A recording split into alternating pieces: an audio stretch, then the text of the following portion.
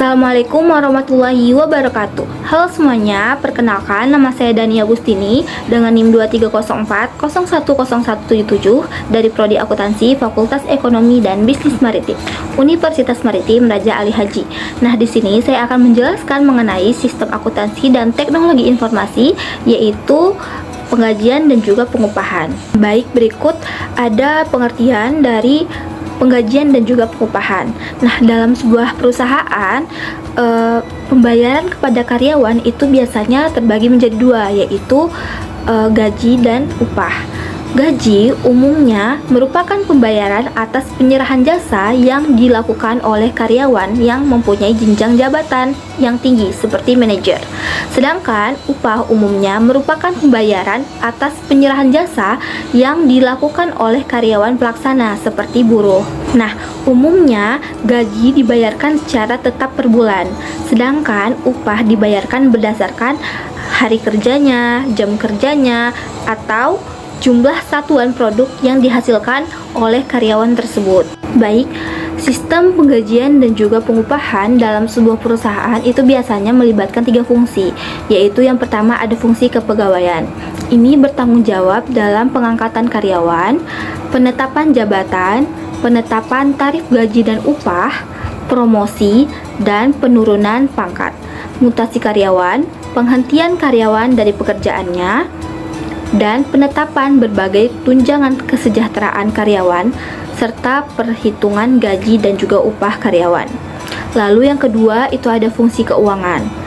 Ini bertanggung jawab atas pelaksanaan pembayaran gaji dan upah serta berbagai tunjangan kesejahteraan karyawan. Lalu yang terakhir ada fungsi akuntansi. Ini bertanggung jawab atas pencatatan biaya tenaga kerja dan distribusi biaya tenaga kerja untuk kepentingan perhitungan harga pokok produk dan penyediaan informasi guna pengawasan biaya tenaga kerja. Selanjutnya ada catatan akuntansi yang digunakan. Yang pertama ada jurnal umum. Dalam pencatatan gaji dan upah ini, jurnal umum digunakan untuk mencatat distribusi biaya tenaga kerja ke dalam setiap departemen dan dalam perusahaan. Lalu yang kedua, kartu harga pokok produk. Nah, catatan ini digunakan untuk mencatat upah tenaga kerja langsung yang dikeluarkan untuk pesanan tertentu. Lalu yang ketiga, kartu biaya. Catatan ini digunakan untuk mencatat biaya tenaga kerja tidak langsung dan biaya tenaga kerja non-produksi setiap departemen dalam perusahaan. Lalu yang terakhir ada kartu penghasilan karyawan. Ini digunakan untuk mencatat penghasilan dan berbagai potongan yang diterima oleh setiap karyawan. Berikut adalah deskripsi kegiatan atau studi kasus yang saya ambil, yaitu Jaya Wijaya merupakan toko furniture terbaik di kota Batam. Nah, produk yang dijual sangat beragam dan juga lengkap. Bukan hanya kebutuhan perabotan rumah tangga saja, tetapi perabotan kantor, sekolah, serta perabotan restoran juga tersedia.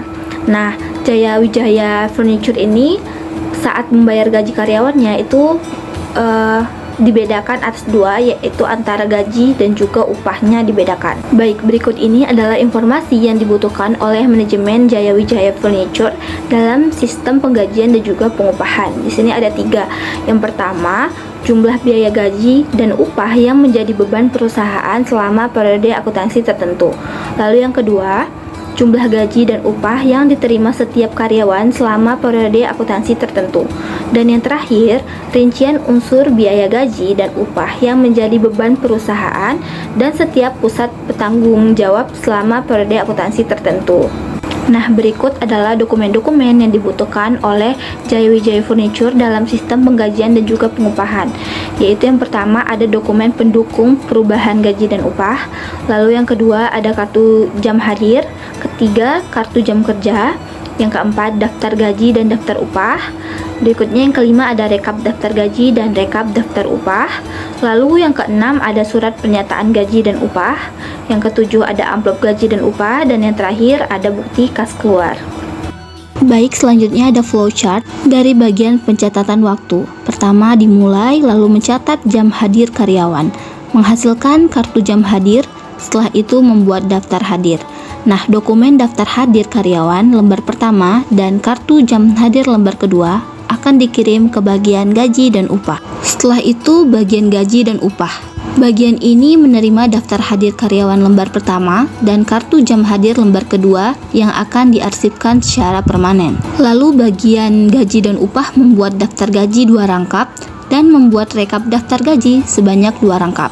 Daftar gaji yang akan dibuatkan kartu penghasilan karyawan, daftar gaji lembar pertama dan daftar gaji lembar kedua, rekap daftar gaji lembar pertama dan rekap daftar gaji lembar kedua, serta surat pernyataan gaji akan dikirimkan ke bagian utang. Lalu bagian gaji dan upah juga menerima dokumen kartu penghasilan karyawan dari bagian kasa yang akan diarsipkan secara permanen berdasarkan abjad. Selanjutnya ada bagian kasa. Bagian kasa menerima dokumen bukti kas keluar lembar pertama dan bukti kas keluar lembar ketiga, daftar gaji lembar pertama dan daftar gaji lembar kedua, rekap daftar gaji lembar kedua, surat pernyataan gaji dan kartu penghasilan karyawan dari bagian utang. Lalu mengisi cek dan meminta tanda tangan atas cek. Lalu menguangkan cek ke bank, lalu memasukkan uang ke dalam amplop gaji. Setelah itu membayar gaji kepada karyawan dan meminta tanda tangan atas kartu penghasilan karyawan. Lalu membutuhkan cap lunas pada bukti dan dokumen pendukungnya. Bukti kas keluar lembar pertama, daftar gaji lembar pertama, dan rekap daftar gaji lembar kedua akan dikirim ke bagian utang. Bukti kas keluar lembar ketiga, daftar gaji lembar kedua, dan kartu penghasilan karyawan akan dikirimkan ke bagian gaji dan upah. Surat pernyataan gaji dimasukkan ke dalam amplop gaji bersamaan dengan pemasukan uang gaji. Selanjutnya ada bagian jurnal. Bagian jurnal menerima dokumen bukti kas keluar lembar kedua dan rekap daftar gaji lembar pertama dari bagian utang. Lalu membuat bukti memorial. Bukti memorial ini akan dibuatkan jurnal umum. Bukti memorial, rekap daftar gaji lembar pertama, dan bukti kas keluar lembar kedua akan dikirimkan ke bagian kartu biaya. Bagian jurnal juga menerima bukti kas keluar lembar pertama, daftar gaji lembar pertama, dan rekap daftar gaji lembar kedua dari bagian utang. Bukti kas keluar akan dibuatkan register cek, bukti kas keluar lembar pertama, daftar gaji lembar pertama, dan rekap daftar gaji lembar kedua akan diarsipkan secara permanen berdasarkan nomor urut.